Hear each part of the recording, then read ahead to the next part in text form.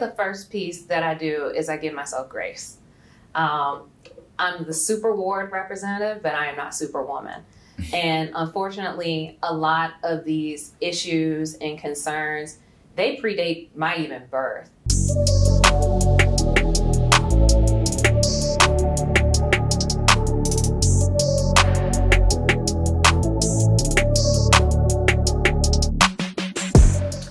This is Danica Royster, Norfolk City Council on Tidewater Waves. All right, yep. Appreciate you pulling up. Appreciate you having me. Yep. So, we'll get right into it, even though the majority should know who you are. Yeah, I'm regular. Okay. I like how we starting off right Yeah. Yeah. So who are you and where are you from? My name is Danica Royster. I have the pleasure and the honor of serving on Norfolk City Council representing Superward 7. Born in Portsmouth, Virginia, raised in Portsmouth/Chesapeake, Virginia, then went off to school at Hampton, came back on to TCC because I needed to figure life out a little bit, ended up stopping in Norfolk, finishing my degree at Old Dominion University back in 2012. Moved to Norfolk 2013 and been here ever since. Nice. So the whole 757. Okay. Yeah. That's usually how it goes, Yeah. with people from out here. It's like one big city. Which we should be, honestly. I mean, I think regionalism is something we need to embrace instead of the cities like operating in a silo, because, that might lead to some better and bigger things to happen. We're on the verge of a major weekend coming, and to me, it's the win for the 757. It's not the win for Virginia Beach. It's the win for all of us. So, that's one of the things I think I'd like to see increase, because every time I have conversations with other people who live in Hampton or Portsmouth, Chesapeake, Virginia Beach, it's all more collaboration, less competition, so we can get more done out here. Definitely. So, I guess what, are you most looking forward to with this big weekend? We got something in the water coming up right around the corner. For me, the biggest excitement is the local excitement. I really, big ups to Pharrell for really leaning in hard on, our local artists, local entrepreneurs. Everything feels like community with this festival. And I think that that's the intention. The music portion, of course, that's dope, but having opportunities for local entrepreneurs and for people who are in our city to be a part of something on this nation stage. I think for me, that's the most excitement, especially being able to welcome people into what we know as the 757 and why we declare this place home. I have a lot of pride in that. So I'm excited to definitely put on for my city. Yeah, for sure. And you've been putting on, in a lot of many different ways. So I want to go ahead and give you your flowers and salute you. Appreciate it. Yeah, for everything you've done and are continuously doing for the area, the city of Norfolk. So I do want to get into that. What, you already know this question was coming? Yeah. Yeah, what got you into being on city council or wanting to? So I would say my political journey started back in 2019. I got tired of Donald Trump. I got tired of, being a Facebook, Instagram advocate. And I said, I have a voice that matters. How do I actually get involved beyond just speaking and saying, I think something's wrong with something? So a friend of mine who has a Connect 757, Verlaine Quinney, we actually did this YouTube panel where we had various local and Virginia elected officials, and we talked about the power of your voice and vote and why it matters on the local level. And in closing, a good friend of mine, former Vice Mayor of Charlottesville, Dr. Wes Bellamy, he talked about being the change you want to see in your community. And oftentimes people will criticize local politicians, state and federal, about what they're not doing, what they're not seeing. And sometimes you need to be the one who steps into that position. And I kind of adopted this mentality of all right, I want to get involved. So I started with the Census Committee for the city of Norfolk. I was on the Gaming Commission, started helping out a lot of local nonprofits dealing with youth and literacy in our schools. And one day it just struck me like, hey, why not you, sis? You know, and I think that that's something that everyone should adopt, because you don't have to check certain boxes to care about your community. And everyone should be wanting to get involved. So when the opportunity to apply for the appointed position for Superward 7, where now Delegate Williams Graves moved on to the House of Delegates, I applied. I mean, what's the worst that could happen? So I was selected to do an interview. This is during the pandemic. This was 2021. And out of 3 persons who also, well, 2 other people who were interviewing, council, city manager, mayor, all voted for me unanimously to be in that position. I went on in April that year to declare that I wanted to run for election, and I was elected November 2021, and been making noise and shaking the table ever since. Yeah, that's actually crazy. I hope people really listen to that story and rollout, because it's not your traditional, this is on my right. I work schedule. In finance full time. So, you know, some people, I think they have this political climbing trajectory where it's like I was a poli-sci major or something like that, or I did this and I did that. And like I said, I think the first step is declaring like, hey, I care about where I live. I care about my community. And first off, getting involved. And for me, since I've been on council, that's been kind of one of my missions, is to bring millennials, which I'm a part of that, and Gen Zers into the fold and showing like, hey, we can be effective. Titles are nice, but purpose is better. And what better purpose than to serve the community that you care about in, you know, a unique way. Yeah, definitely. So speaking of taking care of your community, just like with you seeing both sides and you kind of getting into the political world, mm-hmm. but you also just like, well, I'm still not going to give up my real self. Mm. You know, what are those differences you see when you talk about care and when you see new things coming into the community, like just a regular civilian versus political? I think for me, it gives me a really good advantage, because I'm able to look at, let's say it's a development opportunity. Of course, look at it from the economic side and what it'll mean for the city and revenue, et cetera. But also being someone who lives in the community, works in the community, what does that mean and how does this impact people? So I think for me, it puts me in a really good position to be able to say, okay, I can understand why this is good for this person, but show me where's the value add for where this project's gonna go, or where this, you know, rollout is going to happen. And I think that the best way for that to happen, honestly, is not even starting with me. It's by me communicating with community about opportunities. But, you know, it's 2 sides to every coin. The community has to show up. So I'm consistently, like on my Instagram, really heavy in pushing out information, telling people this is something that's happening. I need you to show up. Because if you don't, a decision is going to be made and your voice is not going to matter because your voice was not in the room. So I think educating also my community and also my peers about the things that are happening has been vital. You know, when I see certain stuff on the docket, I'll send it out and tell people you need to pay attention to this. Last weekend was actually pretty dope. I ran into somebody and they were like, yo, before you got on council, I didn't pay any attention to anything. Now I show up even just to be in the room to hear what's going on. And I also, you know, have told people this is a way to build relationships. You know, your network is your net worth. So I tell people you literally have free time, 3 minutes every other Tuesday to come up and either share about your business, your nonprofit, your community concern, and you have a full audience of not only the mayor, but all of city council, the city attorney, city manager, and whoever else is in the audience or watching at home.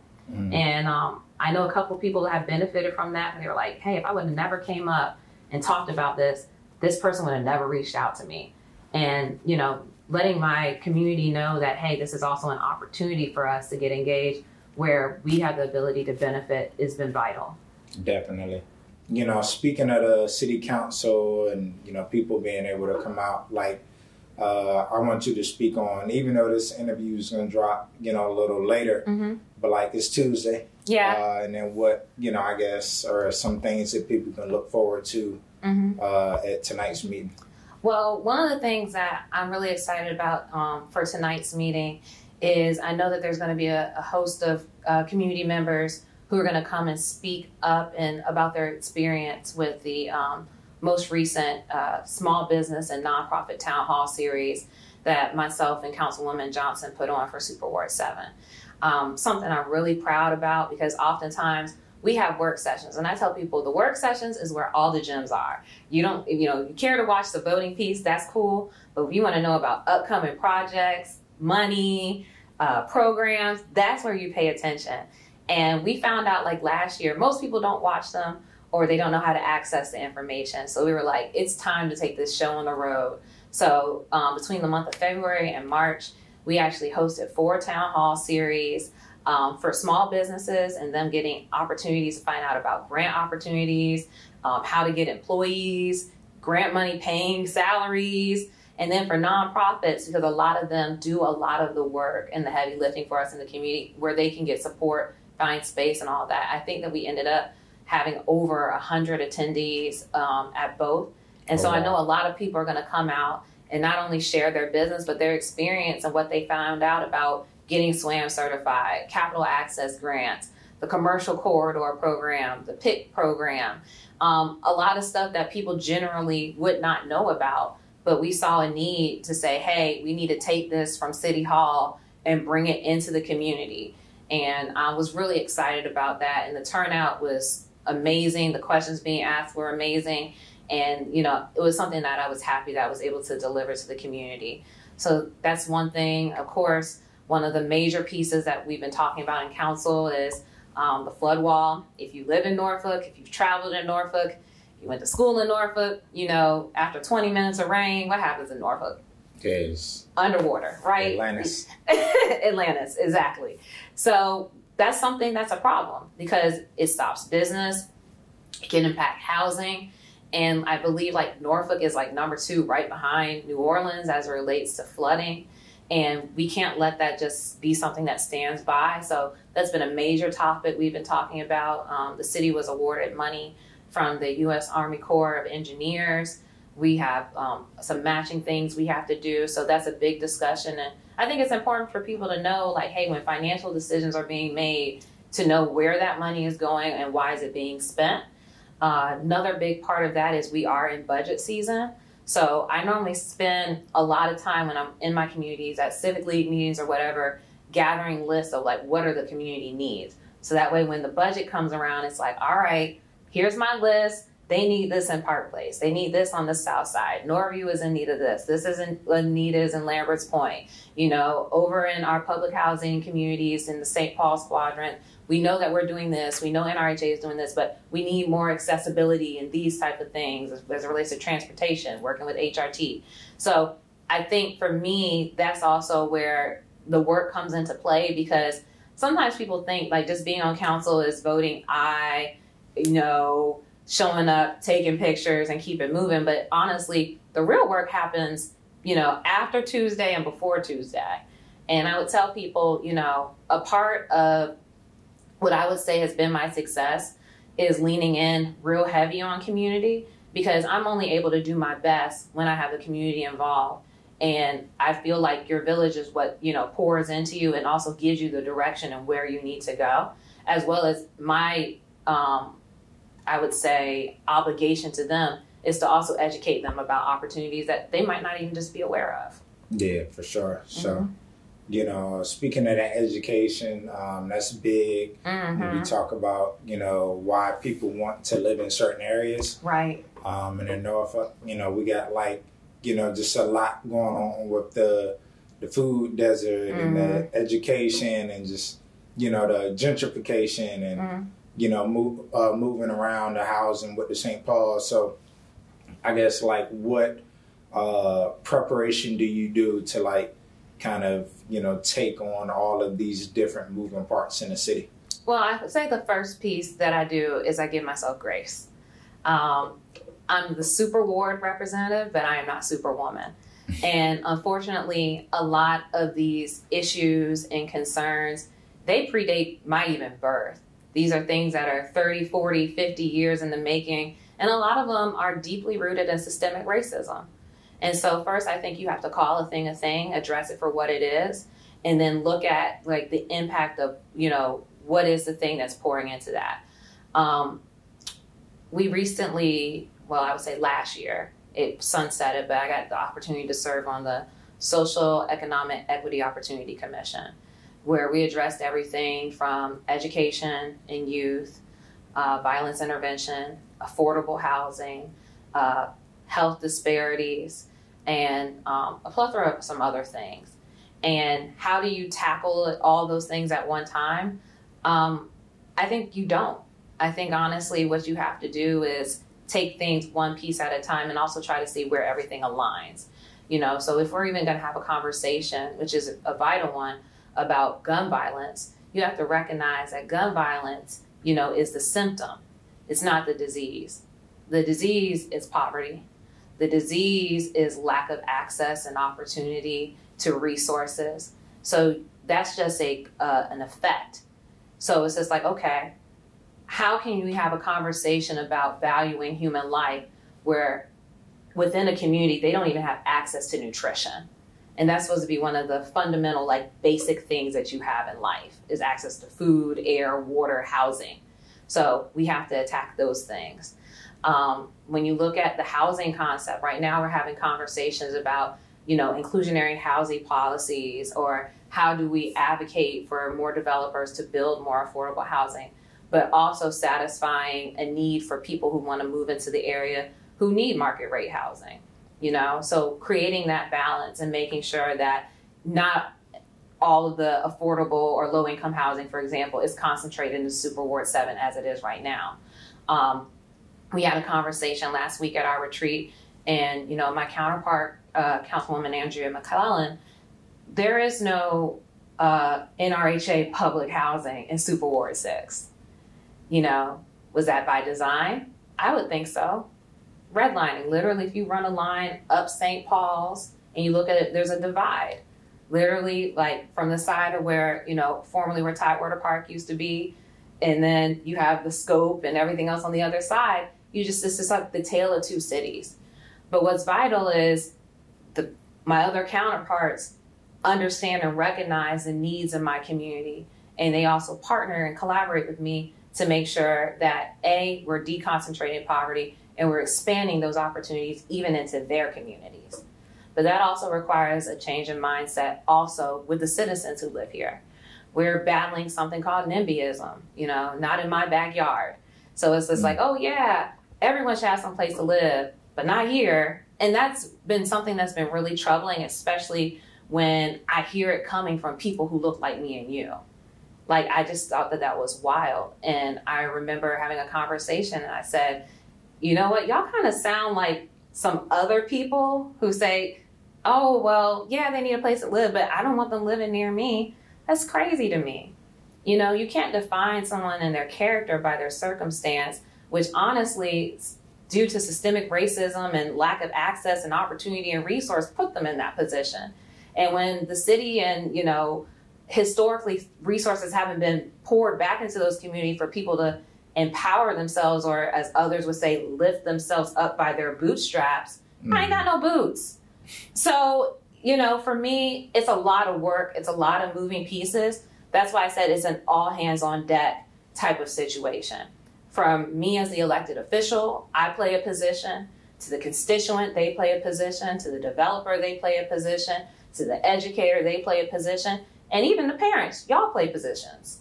So we all, if we want to continue to grow as a people, be empowered, we have to be willing to lift as we climb, as well as, you know, stop being keeper of the keys. Like, there's certain people who will get access to stuff and it's like, oh, I'm not going to tell you where I got this from. Mm-hmm. Stop it. Yeah. Literally, you have to have this. I come from a abundance mentality where I lose nothing when I give.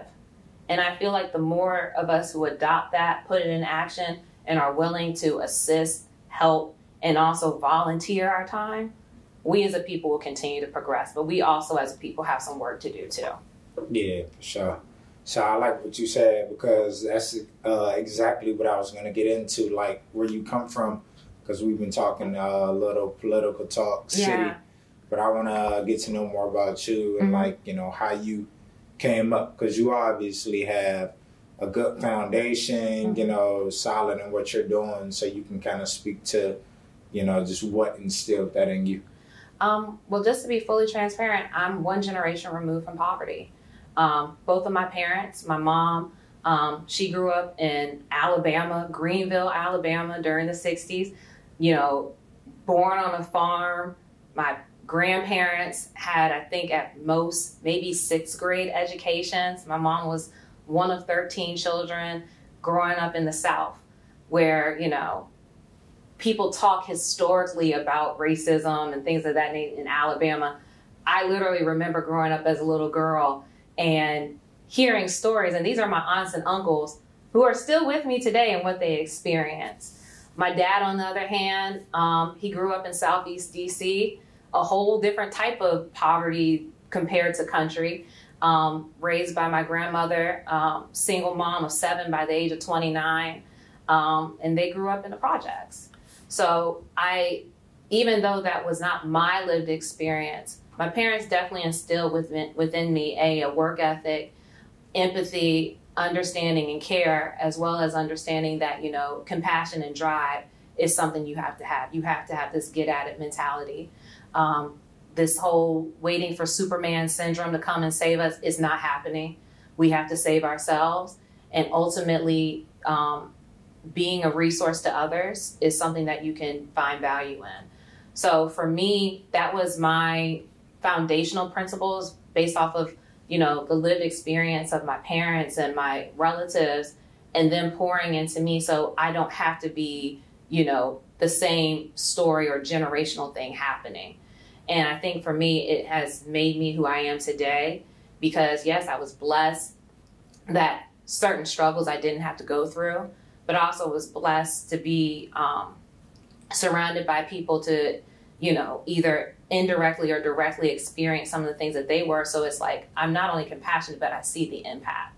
I see the impact of poverty. I see the impact of poor education and things of that nature. So in a way, it's a responsibility I have to make sure that what am I doing to lift someone else up when I know that these factors exist here. You know, I've been indirectly impacted by gun violence. There's people who I lost, who I love dearly, to, you know, drugs, the streets, various activities of, you know, street entrepreneurship, and the impact that I can see that it makes. For me, I think that for those who have done well or are doing well, we can't leave, you know, our communities behind. We have a responsibility of making sure that, hey, with this education I have, how am I giving back? With this platform I have, how am I giving back? And for me, that's been like one of the major drivers of just who I've been as a person, who I am professionally, and who I am to my friends and family.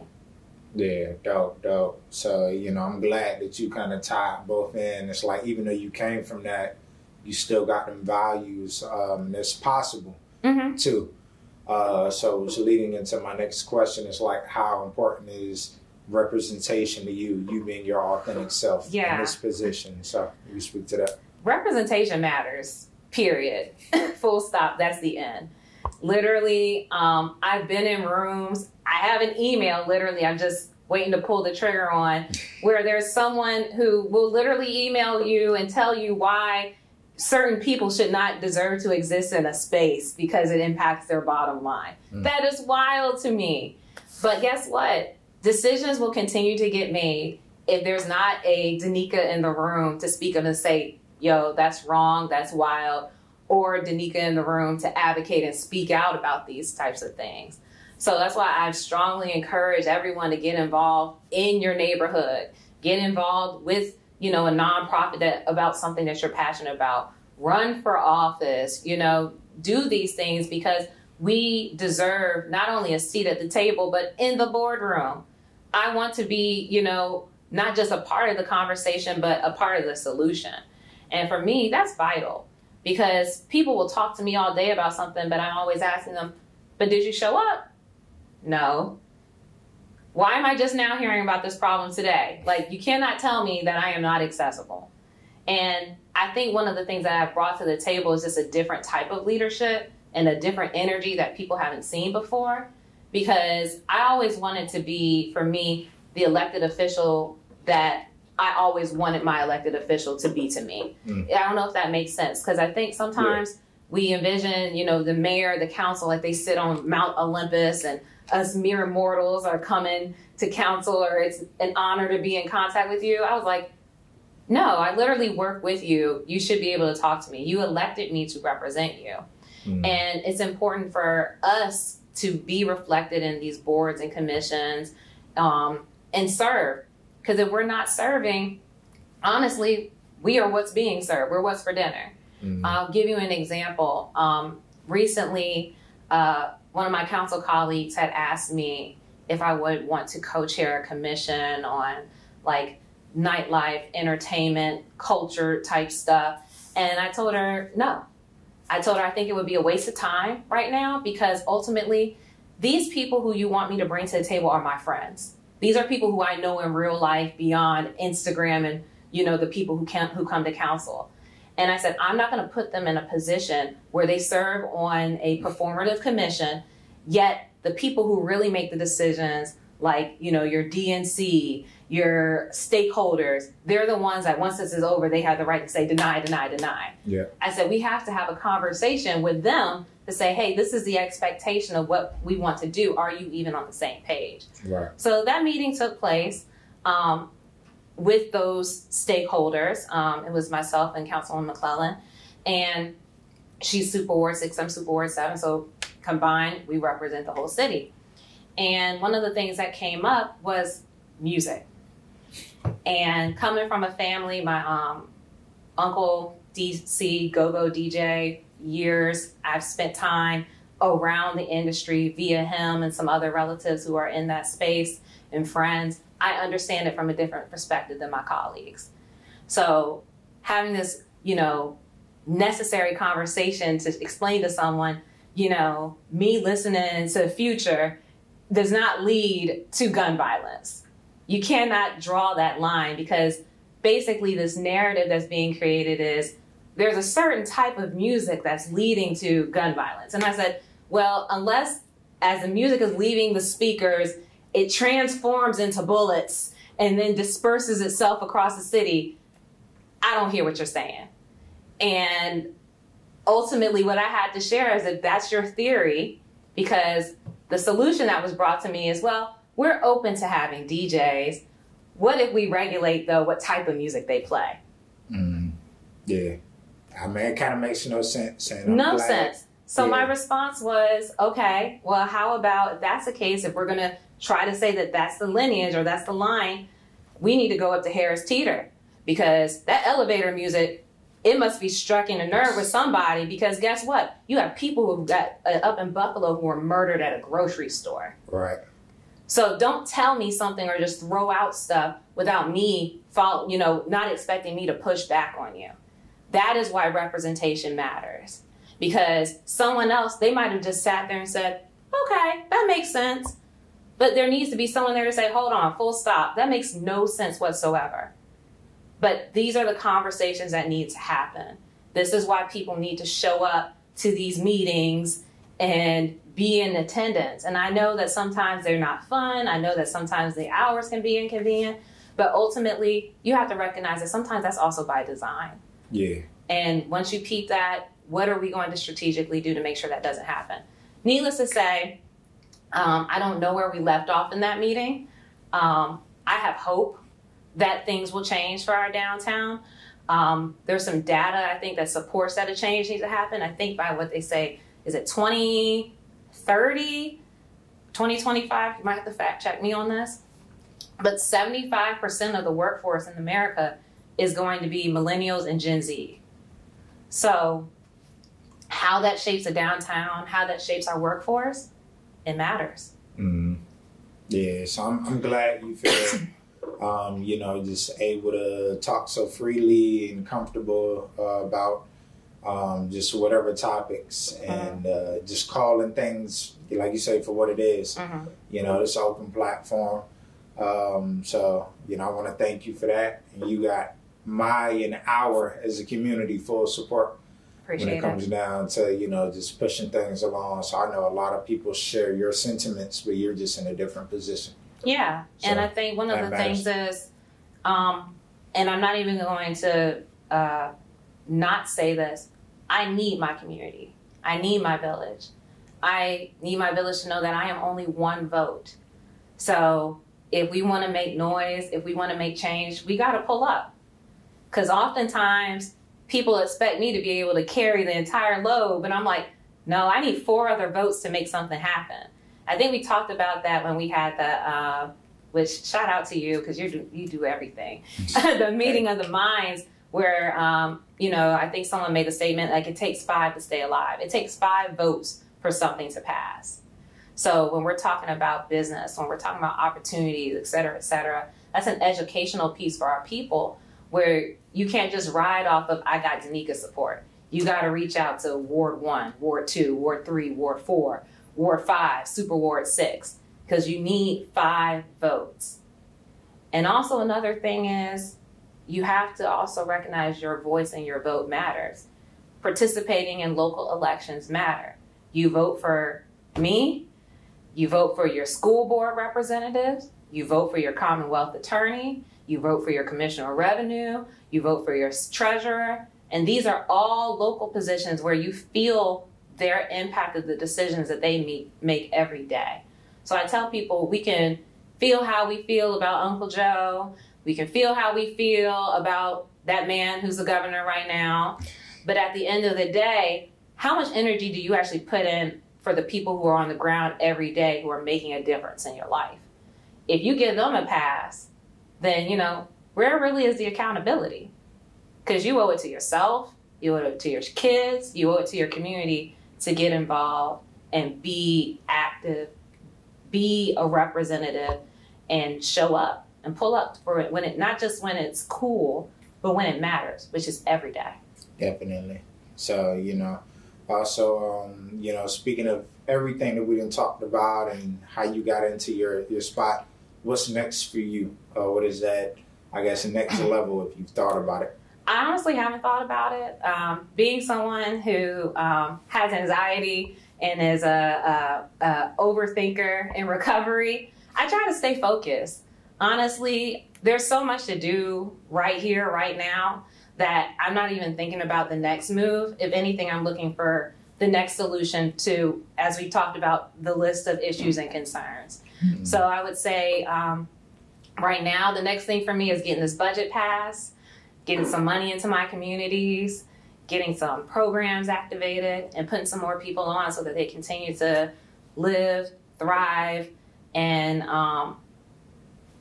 enjoy and love being in the city of Norfolk. Yeah. I love Norfolk. I think that we have a lot to offer. I think that we have such a unique footprint here in the 757, but what we just need is the access, opportunity, and funding for a lot of things to kick off. Mm. So I would say for me, my next step is just to continue to stay focused and continue to put in the work I've been putting in since 2021 for the community.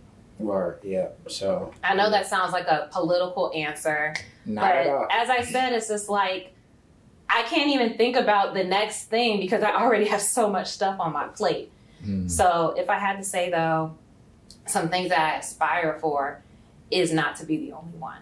Mm. Yeah, definitely. You know, I know you won't be the only one because we have so much talent out here. You know, so many creatives, and you know, who knows what you know, type of doors you're opening, and who's watching you to step into that role. So, yeah, but this won't be our last time sitting down. Of course not. Yeah. I'm looking forward already to coming back for part 2. Yeah, for sure, definitely. So, you know, I appreciate this. We could probably go all day. Yeah. There's a lot more that I want to ask you. How much time we got. Yeah. But, you know, we're going to wrap this one up and just make sure we have enough for episode 2, 3, 4. So we got to create a little series. Who knows? We may have to make a quarterly update. Yeah, for sure. I'm with it. So that's what we need out here, you know. Yeah, but thank you for coming. Thank you for having me. Yeah, definitely. And, you know, again, I'm going to say salute to you. Congrats to your position and keep going. Thank you. That shit matters. I appreciate you. Yeah. All right. We got Danica Royster, Councilwoman Danica Royster, City of Norfolk, and we out.